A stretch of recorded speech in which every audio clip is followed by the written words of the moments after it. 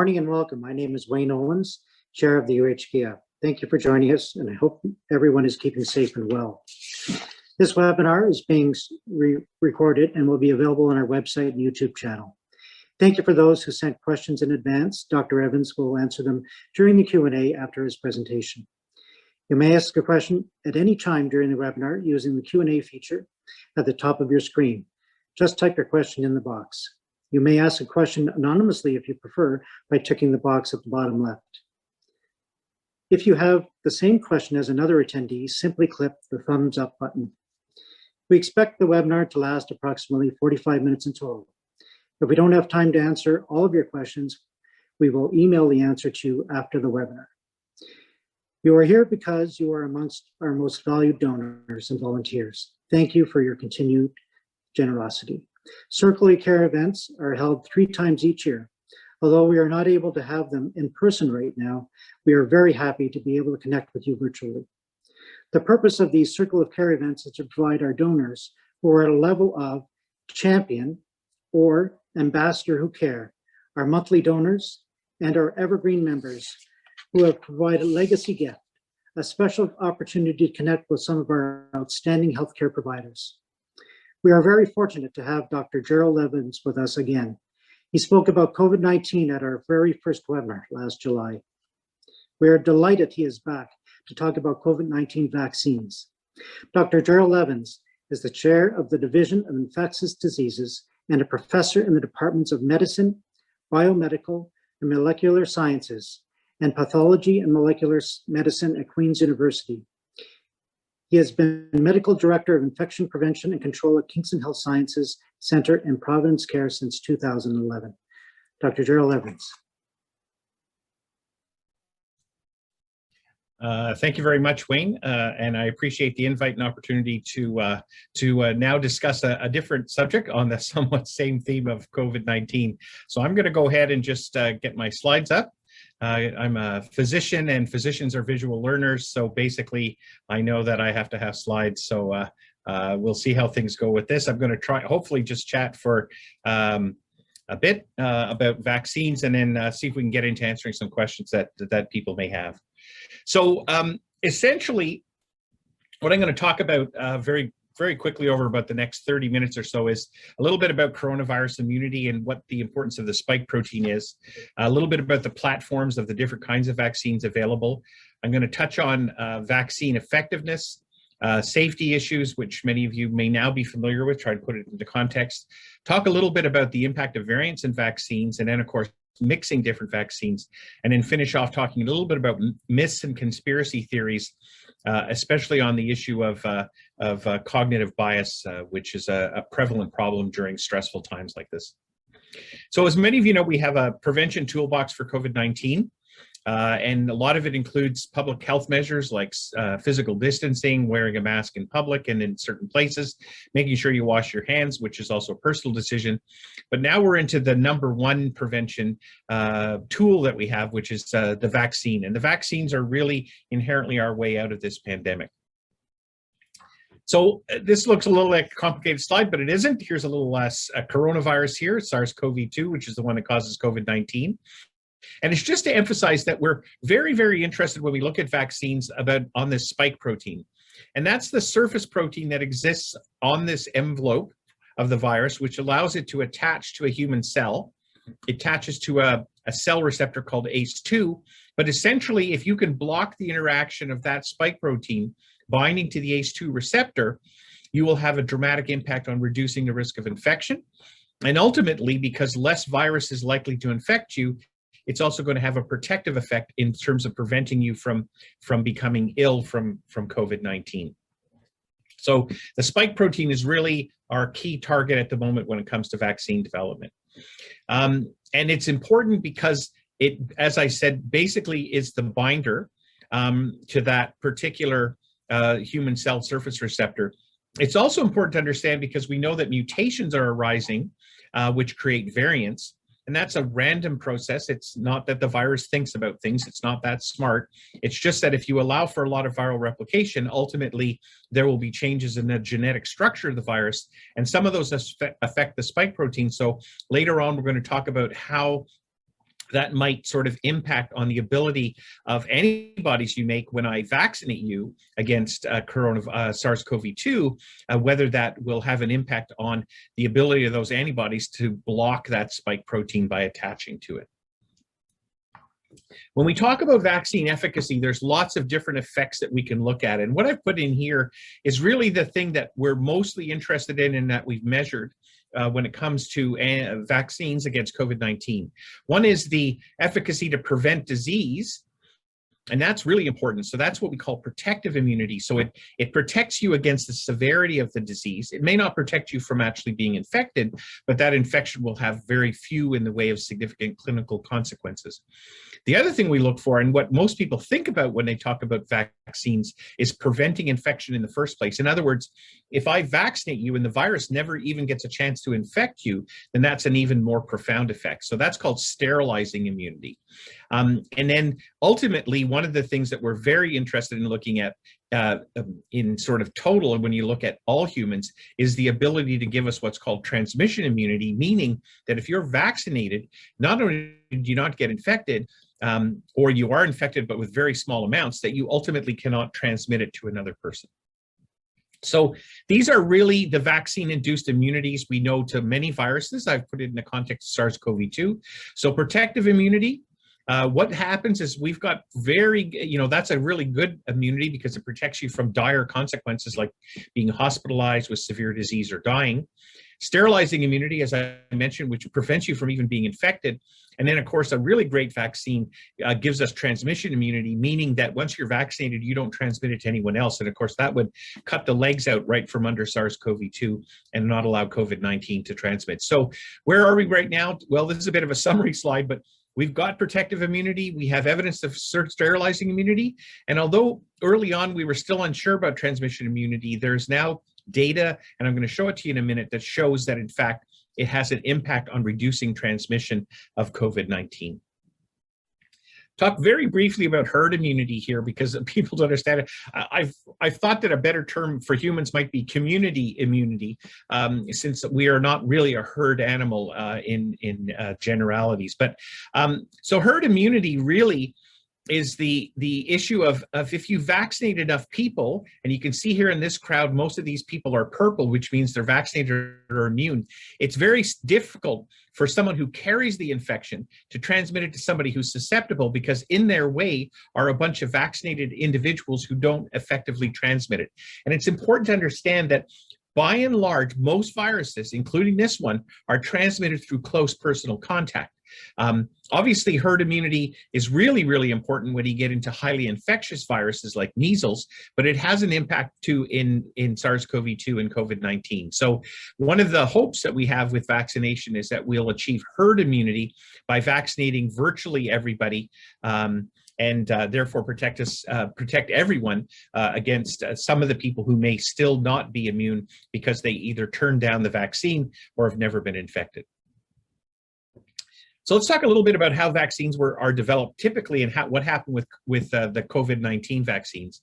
So one of the interesting things as an infectious disease doctor, of course, I know lots about vaccines and how they're developed. And it is very true when you look at most standard vaccines that are out there, it can take somewhere up to 10 or 15 years to move them from a process where you have initial exploratory studies through animals into human trials, which can take a long time because you've got to accumulate a lot of people. Then you have to go through a long regulatory process of 1 to 2 years before you actually get enough to get approved, produced, and distributed. What they did with SARS-CoV-2 to accelerate the process was really doing all the same steps, but lumping them together. So these phase 1, phase 2, phase 3, which are often done over a period of 7 years, were oftentimes done concomitantly with early phase 1 data already leading to phase 2 trials, and those phase 2 trials leading into phase 3 trials. The other thing that, of course, the regulatory agencies did is they reviewed the files quickly so that we could get approval, but they still went through that process. It's just that they moved other drugs and other vaccines off the line so they could devote their staff to looking at those data. So lots of interest in the different kinds of what we call platforms that are used for developing a vaccine against SARS-CoV-2. So here's the spike protein. It's our big target. That's what it looks like in a sort of 3D crystallographic schematic. And of course, there's all kinds of ways to develop vaccines against that. You can use an inactivated virus, and that's been used by the Chinese. They have an inactivated virus called CanSino. There's live attenuated vaccines. We use a lot of those in normal medicine. Measles, mumps, rubella is an example of those. It has not yet been developed for SARS-CoV-2 because you'd have to create a strain of SARS-CoV-2 that was essentially not able to cause any problems. You can develop recombinant subunit vaccines. There's a subunit, there's a whole spike protein. Those are actually very exciting, and those are coming along. Two of them being developed are by a corporation called Novavax, and the other one is by the very large conglomerate of Sanofi and GSK. The other way you can do it is to make virus-like particles, VLPs, that look like the virus on the coat, but they have none of the viral internal machinery. That's actually how we made HPV vaccine, human papillomavirus vaccine, which is now used commonly. The other thing you can do is use a vector, a viral vector, and that's actually the composition of the Johnson & Johnson vaccine and the AstraZeneca vaccine. It's been put into an adenovirus, a chunk of the gene, DNA, which codes for the spike protein, for which then humans, when injected with it, will create it. The other thing we can do is use inactivated virus vectors with a copy on the surface that hasn't really been developed. And then DNA vaccines, again, not really in development at the moment, and although very early stages. And then, of course, here's the famous messenger RNA vaccine, which is what Pfizer, BioNTech, and Moderna are. And that's actually a little lipid particle, nanoparticle, which is placed modified messenger RNA, which codes for the spike protein. You make the spike protein and then create an antibody against it. So lots of excitement. Some of these are old platforms. Some of them are very new, including messenger RNA. So what have we got approved right now in Canada? Really 3 vaccines, Pfizer and Moderna, the mRNA vaccines, AstraZeneca and Janssen J&J, which are non-replicating viral vectors. As you know now, actually, the age is down to 12. This is an older slide, my apologies. And all of them except the J&J vaccine require 2 doses. I would argue, actually, the J&J vaccine probably needs 2 doses too, but the clinical trials they put together only used 1 dose. The interval has been a really controversial issue. Traditionally, you would want a first dose and second dose separated by around 8 to 12 weeks, but the 2 early vaccines for mRNA only did them 3 and 4 weeks apart in order to speed up the clinical trial and get that information and data out so it could get approval and get into people to start getting control of the pandemic. Early on, of course, ultra-cold freezer was required for Pfizer. That's now been reduced to a standard freezer, and we know that it can be thawed and kept at room temperature or in a standard refrigerator for up to 7 days. These other ones, of course, only needed standard refrigeration. So lots of cool stuff. The interval thing and schedule is probably the biggest thing. And I'll just remind everyone that when you do a clinical trial to speed things up, that's also the data that you present to the regulator.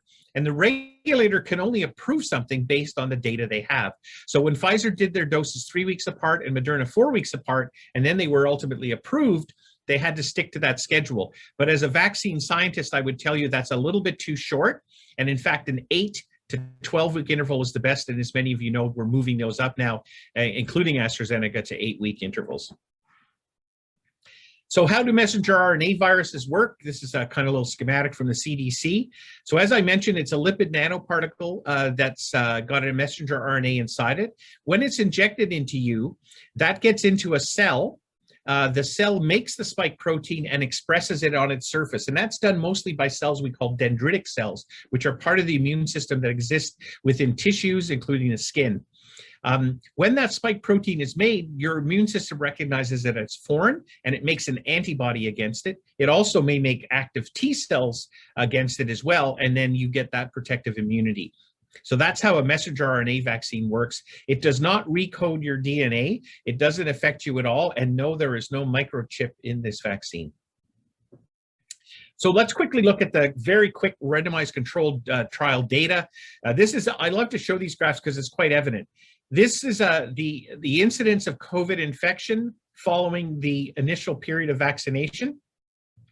It isn't hard to figure out. These are the people who weren't vaccinated, and these are the people who were vaccinated. And this is just after dose 1. So very, very dramatic separation of these curves. If you're not vaccinated, your risk for COVID increases. And if you're vaccinated after about 12 to 14 days, you essentially become immune. If you look at the Moderna curve, it looks exactly the same. Again, unvaccinated or people who receive placebo. Here are people who receive the vaccine. This is dramatic, very dramatic. And it doesn't take anybody really scientifically literate to see those curves clearly separate quite dramatically. And it occurs always at about day 12 to 14 after you've received the vaccine, indicating that the vaccines are generating immunity.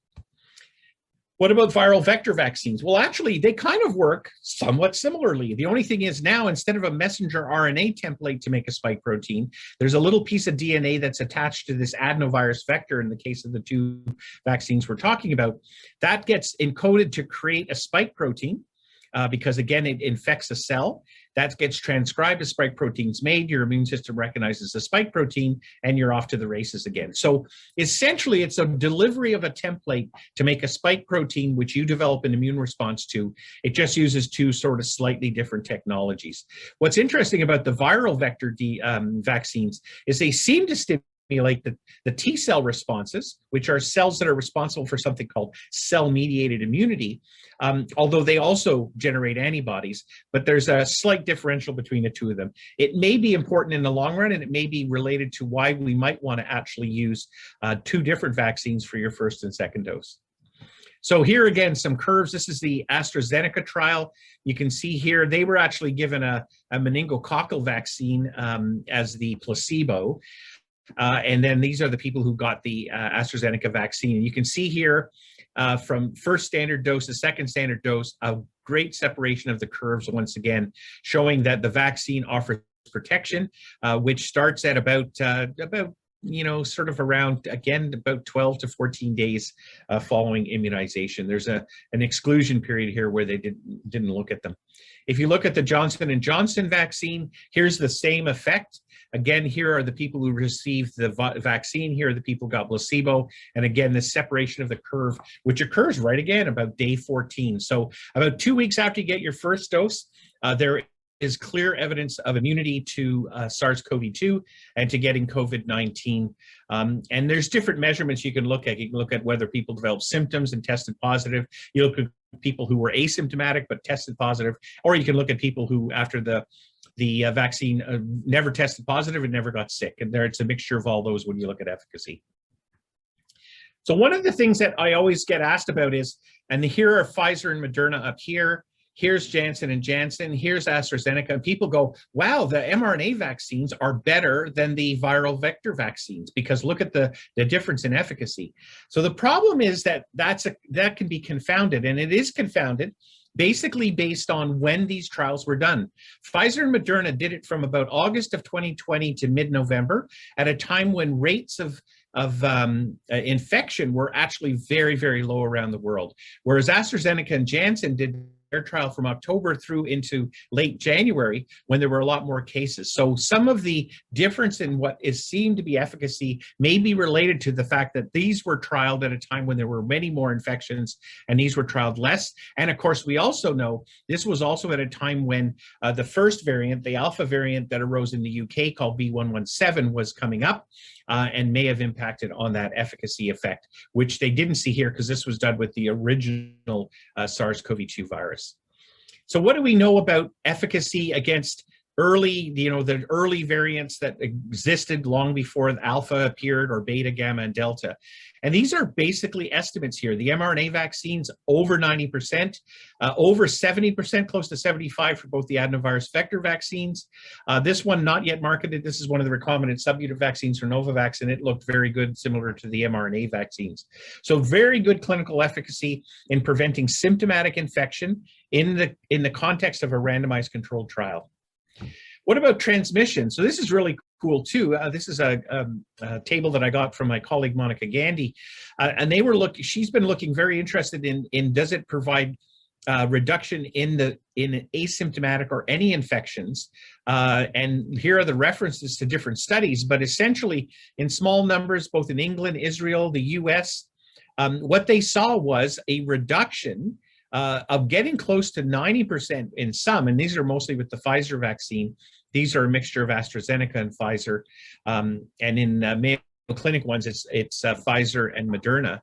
These essentially showed that there was a significant reduction in transmissibility. The numbers are high because the numbers of people in these particular ones were relatively small, but it does definitely show evidence that it reduces transmission of the virus. I put this up because this is really fascinating. Here's the data from Israel, which is one of the first countries to massively vaccinate people. They did it all with the Pfizer vaccine. You can see here the separation of the curves from either documented infection, symptomatic infection, being hospitalized with COVID-19 or having severe COVID-19. That about 14 days after the first shot, they saw this separation of curves. But I put this up here because you can see this little group here. These are the 0 to 19-year-olds. So these are individuals in Israel who were never vaccinated because they only vaccinated people over the age of 19. And you can see this nice drop in all the older age groups, all the people who were getting vaccinated. But there was also this drop in teenagers and children. So basically what it shows is that if you vaccinate people, most of the population, all the other people who didn't get vaccinated, principally in this case adolescents and children, their case numbers drop too. So that's, you know, an effect of what we call herd immunity to some extent. I'm not advocating that we don't vaccinate children. I think we should, and we are currently doing children as over the age of 12 because that'll have an overall very significant reduction in cases. But Israel showed that you didn't have to vaccinate them in order to see an effect. So people often ask me, well, what about 1 shot versus 2 shots, right? That's the big thing now, especially with Delta variant around. So I'm going to try and cover it in two separate sections. One later one's going to be variants, but here's partial versus full. So the first evidence we had was healthcare workers who were oftentimes the first to be vaccinated. This is a study from Texas in which they showed the new SARS-CoV-2 infection rate in people who weren't vaccinated, people who received 1 shot, and people who receive full vaccination. So no question, full vaccination has the most profound effect. But we also saw an effect from 1 vaccination in reducing those numbers, and that was statistically significant. If you look over here, this is a study from California. They looked at, again, healthcare workers who are vaccinated after day 1, and you can see the numbers here. And sort of within the first 14 days of vaccination, there were still new infections popping up. But suddenly after day 14, there was a dramatic drop. And 3 weeks later, an even further drop. And then when they received their second doses, again, not much of an effect in the first week, but after the first into second week, you again had reduction. So right away, we knew that giving 1 shot offered protection, again, in healthcare workers who were, you know, managing patients who were COVID-19 in the hospital setting, and that was improved with a full shot, of course. This is a big study that was done in the UK, the REACT study, where they looked at single shot efficacy in April, which is when the B117 variant, or the alpha variant, I should say, was circulating. And what they saw was, if you look at protective immunity, that was immunity from getting sick, even with a single shot. I guess I should have changed the color here. This is a single shot, 72%, 90% with 2 shots. Sterilizing immunity was 57%, so and that's pretty good. That's almost 60% reduction in infection in general, and 70% when people were given 2 shots. So lots of good evidence here that has a dramatic impact. I apologize for the colors. This one here should be yellow, and I changed it to light green. I guess I made a glitch. The other thing we've seen is a big study in the States looking at almost 50,000 healthcare workers, again looking at single shots. So the other studies I showed you were single center studies in Texas and California. This is across the US, 50,000 healthcare workers. And remember, in the US, they only usually got Pfizer or Moderna. AstraZeneca is not approved, and J&J is, but they haven't been using it with healthcare workers. You can see after 1 shot, there was a 78% vaccine efficacy with Pfizer and 91% with Moderna. And when you got 2 shots, that rose very high, almost to 100%, certainly well over 95%. So single shot vaccine works. It's not as inferior as people are beginning to feel as they now get all worried and concerned about getting that second shot into them. Second shot's better, absolutely, but there's a lot of protection and even sterilizing immunity from a single shot. So let's talk briefly about vaccine safety. We know that, people oftentimes experience symptoms more so after a second shot than a first shot.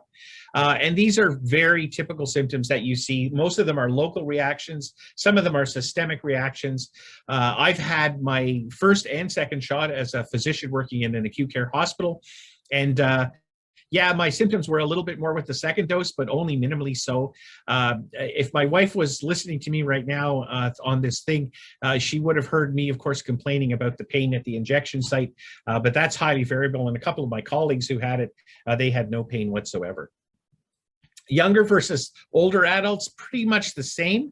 Interestingly, a little bit more in the way of systemic symptoms in young people, probably due to the intensity of the immune activation that they get. Younger people always have a better immunogenicity from vaccines than older individuals do. And again, the color codes here for the 4 different vaccines approved in Canada.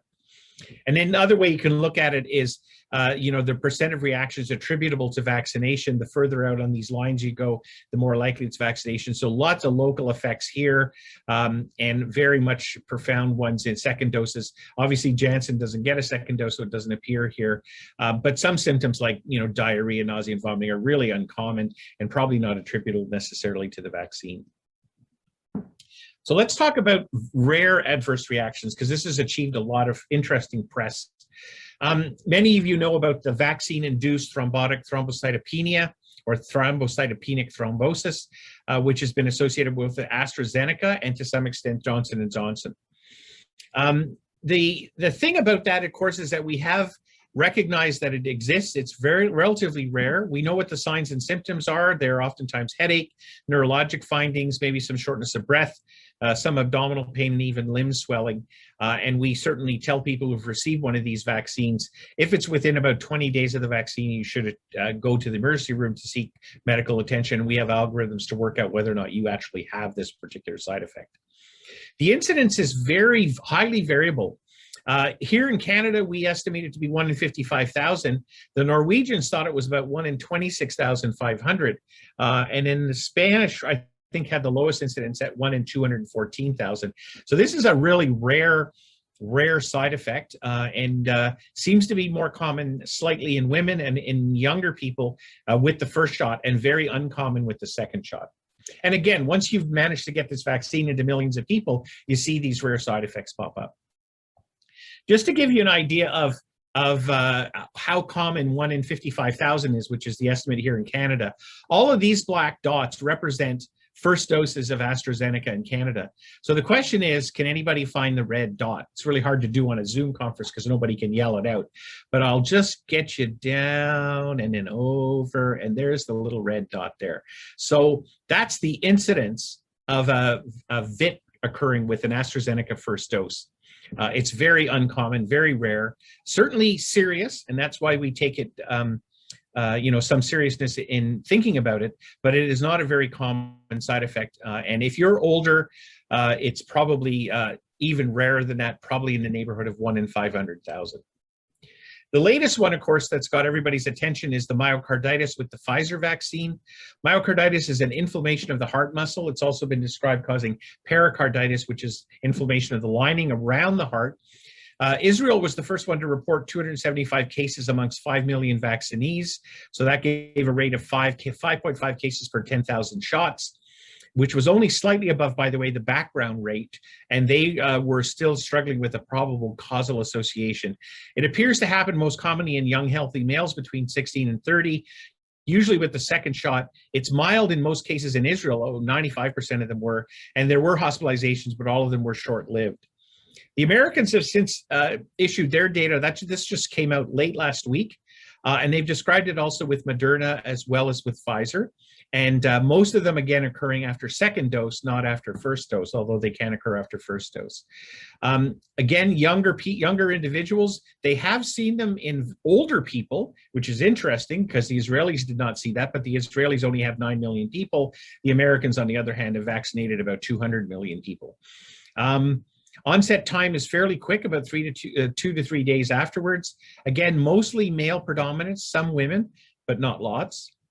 And most people presented with chest pain, and shortness of breath. And then these are tests that we do when you come to hospital, an echo, looking at blood tests for enzymes or EKG changes, and they were present in at least a significant number of individuals. You'd expect this one to be in particular.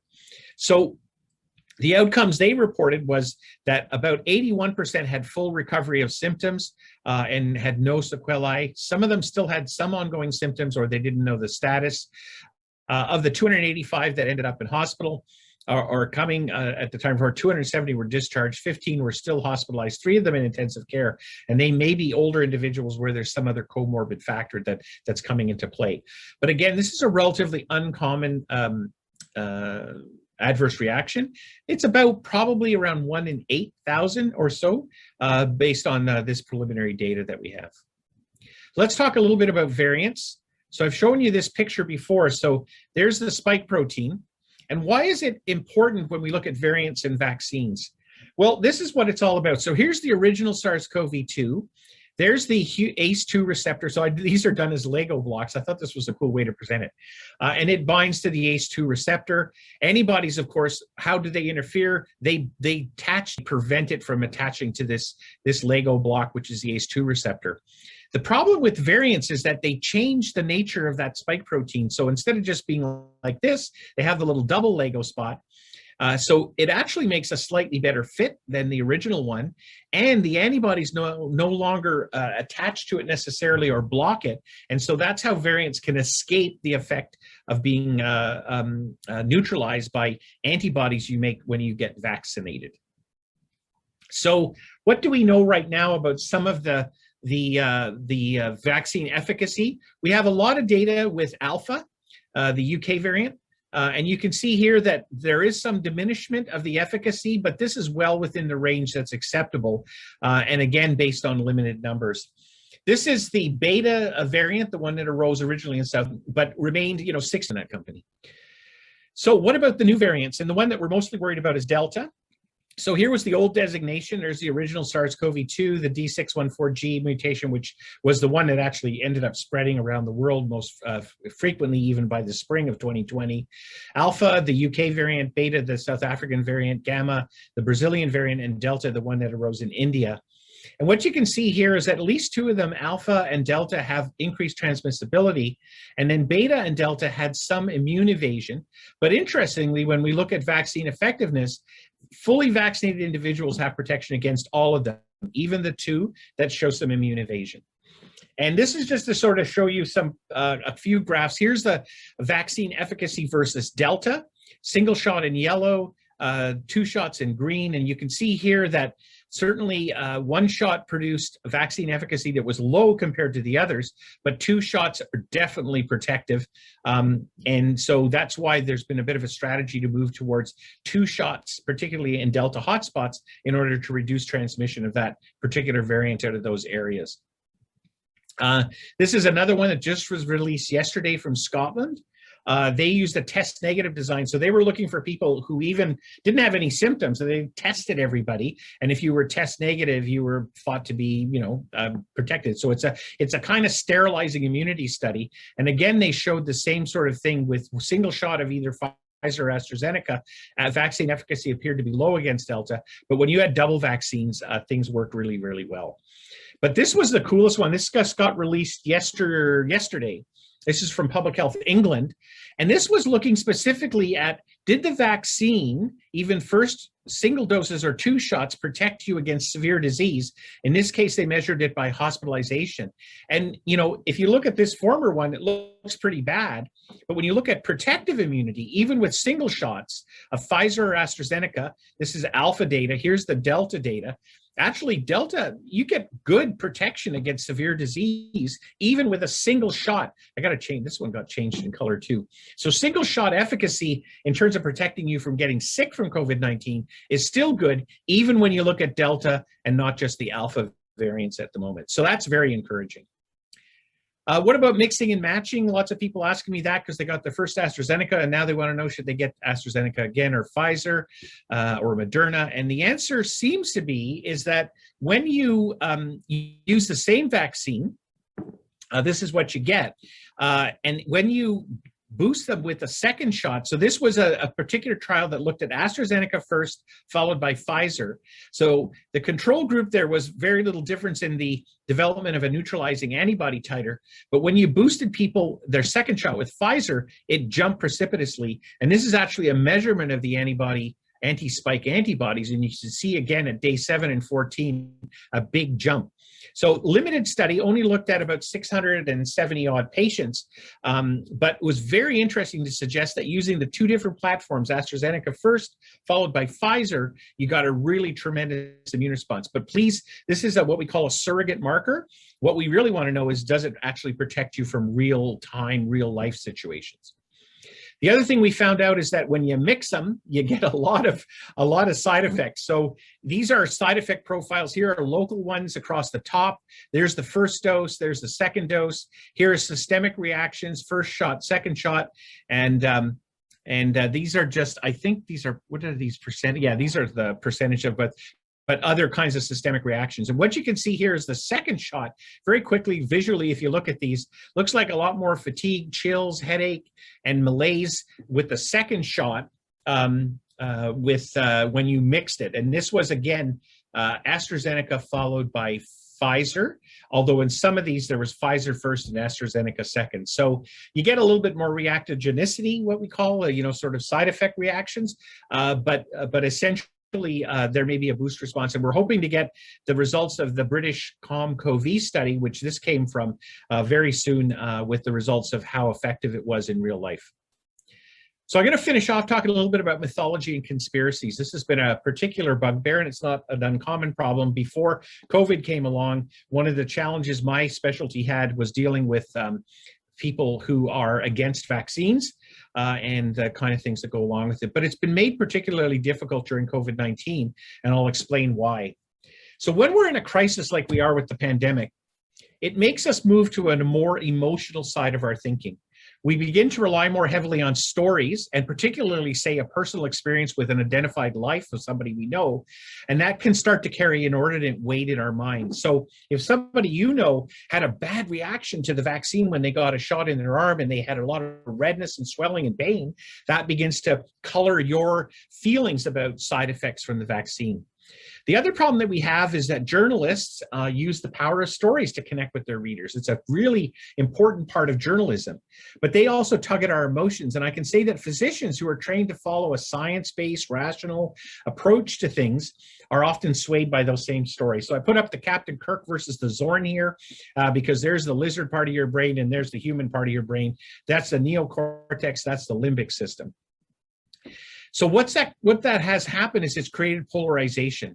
There's a lot of things about us versus them now. We have opposing views. We know that happened with mask versus no mask, droplets and aerosols, schools open versus schools closed, business open versus lockdowns. And all of this has all been created by our own cognitive bias and how we think when we're stressed. It hasn't been helped by a lot of things. Here are Twitter, Instagram, TikTok, Facebook, and of course this guy who hopefully will just retire now and just go away. And those all created lots of problems through social media because social media appeals to the emotional side of us. It's not a filtered source. It's just anybody and his brother can put their opinion up there and decide what's right and what's wrong, and it gets amplified. And it gets amplified because there are algorithms that amplify messages within groups. Lots of myths out there. Probably one of the ones I get asked a lot about is this idea, does COVID vaccine affect women's fertility? It's amazing because this was all generated by one false report on social media that said that the spike protein of coronavirus was similar to syncytin-1, which is a protein that attaches the placenta during pregnancy. Absolutely no evidence whatsoever that this is a problem. And this is actually not true. The molecular structure of these two proteins are actually significantly different, that it wouldn't have any impact. But this one continues to be generated. It's the most common reason I get sent a question by a parent or a young woman wondering if it's going to affect their fertility.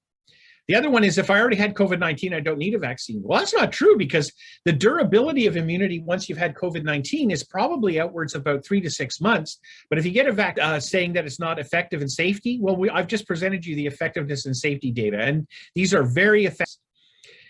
This is a typical one that arose with the anti-vax groups, which is that if you get, so that doesn't happen without question. And then this one is a little bit more of a conspiracy theory, which is that the vaccine, since it's got nucleic acids in it, it gets into your cell and changes your DNA. No, unfortunately, it doesn't. And if you had gone to your cell biology 101 class, you would have remembered that messenger RNA and the adenovirus DNA is distration because it's easy to recall. So if you heard about myocarditis recently, it's everything about myocarditis. Anchoring bias is when we can start to grow. And hopefully what we're seeing with the public now is really getting out through this learning zone into the growth zone and out of the fear zone. But I'm afraid, unfortunately, some people are still trapped in the fear zone. And that's an effect of % protective immunity, meaning you don't get sick and don't die and don't go into hospital, that's the route to go. And I would just caution everyone to beware of myths and conspiracy theories on social media. Social media is not your friend. It really is just the yes man that you always wish you had sitting in your corner just saying yes to everything you think. And this is my little, I found this actually on Twitter. This is a sort of pseudo headline made up by somebody from the New York Times saying all of science overturned by a single tweet. So I'm going to stop at that point and I'll maybe stop sharing my screen, and I'm happy to answer questions that people may have. So there we go, Marie. So thank you, Dr. Evans. I think you've actually answered many of the questions that people sent in advance. However, there are several questions about boosters, and do you anticipate we'll need boosters every year?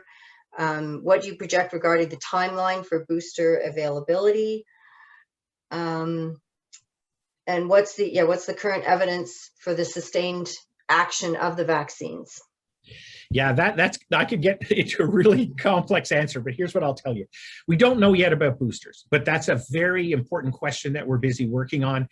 They are going to be measuring antibodies and how fast they disappear. One of the interesting thing about coronaviruses is that, and there are lots of other coronaviruses, right? There's a whole bunch of human coronaviruses that cause the common cold, OC43, 229E, HKU1. And what we know, and we're currently still working on, what the answer is for that. Right now, there are some studies ongoing giving booster shots to some people planning to do that towards the end of the year. So these are people who would have received the first vaccines back in December and reboosting them and seeing if they're going to be different, especially with some of the new vaccine technologies that are coming up. I'm looking at the Q&A too. So the other one was reactions in people who previously positive then got the vaccines. Yeah, that we know a lot about. So they vaccinated with one dose a lot of people who had previous COVID-19. Those people tend to get a pretty, substantial systemic reaction, lasts for about a day or two, but they do definitely get a reaction that's not dissimilar from people who have had their second shot of a COVID vaccine, as I was sort of showing you out there. So we tell people, I haven't yet had to vaccinate anybody who's had COVID-19 because we've been so great here in KFLA with very few cases. But I would tell somebody who's going to get their shot after having had natural COVID-19 infection to be aware that they're probably going to have some systemic and local reactions probably for a day or two afterwards. One of the things I'd underscore with that is that with most, at least 2 or 3 times. But having said that, with COVID-19, natural immunity. So that's really different. And that's a fascinating effect with something called, I'm trying to remember the term now, but there are different antibodies produced in natural infections, some of which block the spike protein antibody response. And when I just give you the vaccine, which is just a spike protein, that immunity seems to be better. So vaccine-induced immunity with COVID-19 appears to be better than natural immunity that you get from the infection. Hello, Gloria. How do you respond to vaccine hesitant people who cite the medical professionals who are against vaccines? Yeah, it's unfortunate. There are physicians. I'll remove people who are not physicians from this formula, but there are physicians who are qualified like me who somehow believe that vaccines aren't effective. Oftentimes, they believe in a lot of other alternative views on the construction of illness in general. They really don't typically have any evidence, or the evidence that they quote tends to be coming from specific sources. And a recent study suggested that most of the information provided by medical people who are against vaccines are only coming from about 12 sources. And they use a very complex formula which relies on a tiny little piece of scientific data, which is then construed and changed to suggest through a pathway that sounds logical that vaccines don't work. And so I have lots of problems. In the United States, some of the most fervent anti-vaxxers are in fact physicians. And those physicians, I would suggest to you, are widely discredited because they also hold views that outside of the vaccine era, many of us would disagree with. I guess it's okay to have a different, what I would suggest are suggestions about either an effect of some discussions with some of these individuals at times, although they tend to I don't know, I've done pretty well with most of my patients. Most of them have done well. Immunity. We don't know. That's a good thought. A lot of people ask me that question. Like, if I got a really minimally small sore arm, there might be some validity to it, but everybody of, people who tolerate pain well and people who don't. I don't know it necessarily, it's a kind of a nice heuristic sort of concept of, well, if I had a bad one, every vial is a good one. Yeah, because of course the Johnson & Johnson vaccine, and maybe it was close to 20 million doses made by a factory and proceeding along with good quality control.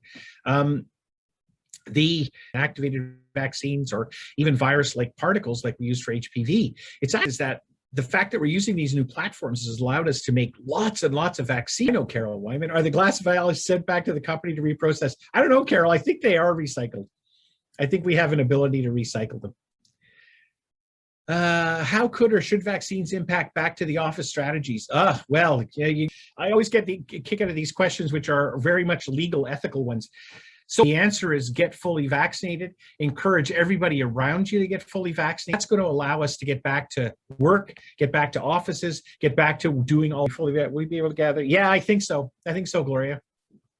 There are always going to be people who wear masks. All of us know and knew before the pandemic hit that we have friends who are germaphobes.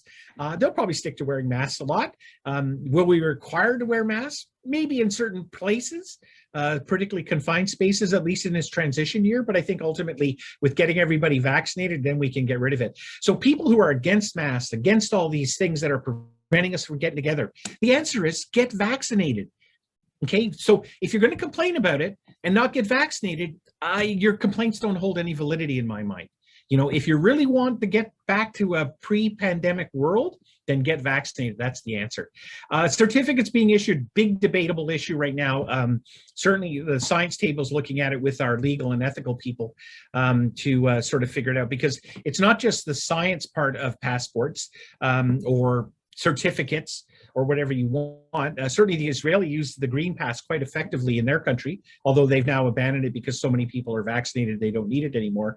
But it is a way to start, opening it. And it's an incentive to get vaccinated. It's not coercive, but it's an incentive to get vaccinated, because it might allow you to go to concerts and go to other places, and that's what the Israelis used it for. But there are lots of ethical and legal concerns in the whole issue of certification and stuff like that. So as you can imagine, nobody wants to be labeled as a vaccine denier or whatever else. So anyways, hopefully that answered most of your questions, and was a useful, informative session. Thanks for having me.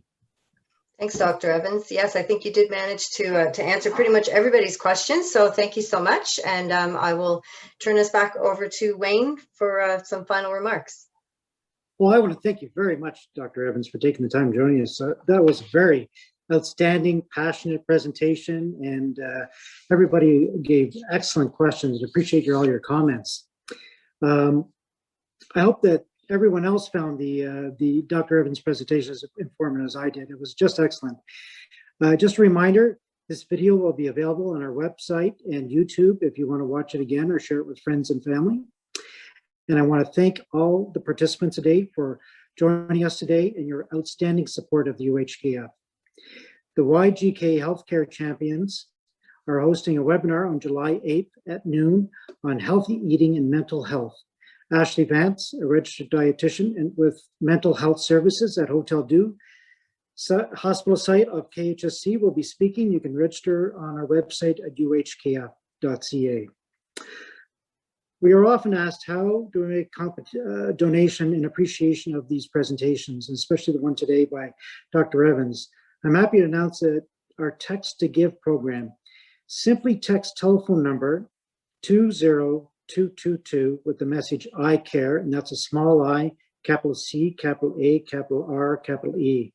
That's 20222 I care from your phone, and an automatic $25 donation will be applied to your phone bill. All donations received today will go to our staff comfort fund at KHSC and Providence Care to show healthcare heroes our appreciation. So I appreciate it if you make that text today. Any questions, please ask Marie about if you have any problems doing the donation on your cell phone. Please take a few minutes to complete the survey that you will receive immediately following this webinar. Thanks again for joining us today. Hopefully we will be able to see each other face to face in the not too distant future. Hopefully with all of Dr. Evans' advice in getting vaccinated. I'd like to end this with a short video from Kathy Sabo, President and CEO of Providence Care. Thank you again.